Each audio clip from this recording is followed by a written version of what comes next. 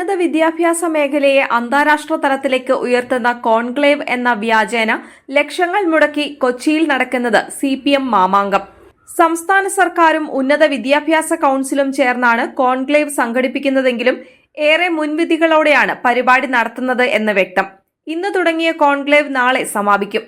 CPM party കോൺഗ്രസിനോടനുബന്ധിച്ച് സംഘടിപ്പിക്കുന്ന വിദ്യാഭ്യാസ സെമിനാറിന്റെ നിലയിലേക്ക് കോൺക്ലേവ് തരം താഴ്ന്നു എന്ന വിമർശനം ശക്തമാണ്. കോൺക്ലേവിൽ SFI പ്രതിനിധികളെയും ഇടതുപക്ഷ ചിന്താഗതിക്കാരായവരെയും മാത്രം തെരഞ്ഞുപിടിച്ച് പങ്കെടുപ്പിച്ചത് വിദ്യാഭ്യാസ നിലവാരം ഉയർത്താൻ എങ്ങനെ സഹായകരമാകുമെന്ന് വിദ്യാഭ്യാസ വിചക്ഷണരടക്കം സംശയവും ഉന്നയിക്കുന്നു. പ്രഗത്ഭമതികളായ വിദ്യാഭ്യാസ വിദഗ്ധരെയും സർവകലാശാല കോളേജ് അധ്യാപകരെയും പാടെ ഒഴിവാക്കിയും അകറ്റി നിർത്തിയുമാണ് പരിപാടിയുടെ സംഘാടനം. തമിഴ്നാട്ടിലെ വെല്ലൂരിൽ നടന്ന തെക്കേ ഇന്ത്യയിലെ VC-മാരുടെ സമ്മേളനത്തിൽ ഈടുറ്റ വിഷയാവതരണം നടത്തിയ ഡിജിറ്റൽ സർവകലാശാല VC ഡോക്ടർ സിസ തോമസിനെ കോൺക്ലേവിൽ നിന്ന് ഒഴിവാക്കിയത് ഏറെ വിവാദമായിരുന്നു. ഇത്തരം കോൺക്ലേവിലൂടെ ഉന്നത വിദ്യാഭ്യാസ നിലവാരം എങ്ങനെ ഉയരുമെന്ന ചോദ്യം സാധാരണക്കാർ പോലും ഉന്നയിക്കുന്നു.